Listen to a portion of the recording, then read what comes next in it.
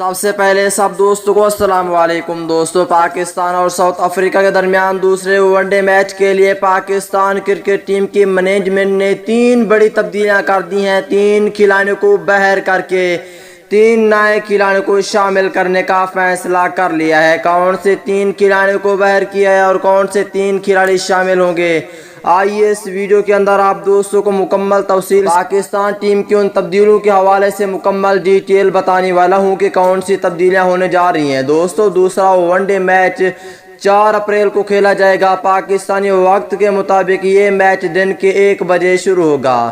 تو دوستوں، اس سے پہلے اس ویڈیو کو لائک کریں، چینل کو سبسکرائب کریں، بیل آئیکن دبا کر آل پر لازمی کلک کر دینا ہے۔ تو دوستوں، بغیر کوئی آپ کا قیمتی وقت ضائع کیے آپ کو مکمل تفصیل سے ان 3 تبدیلیوں کے بارے میں آپ دوستوں کو آگاہ کرنے والی ہیں۔ دوستوں، اس سے پہلے آپ دوستوں نیچے کمنٹ سیکشن میں یہ بھی لازمی بتانا ہے کہ سرفراز احمد اور محمد رضوان ان دونوں میں وکٹ کیپر کون زیادہ بہتر ہے، محمد رضوان بہتر ہے یا سرفراز احمد؟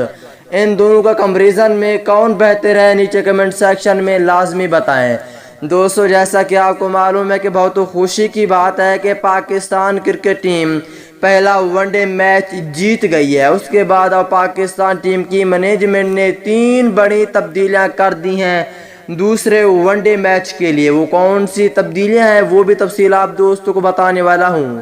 دوستو، پہلی تبدیلی یہاں پہ یہ ہے کہ دانش عزیز کو بہر کر کے اس کی جگہ کہا جا رہا ہے کہ سرفراز احمد کو واپس لایا جائے گا۔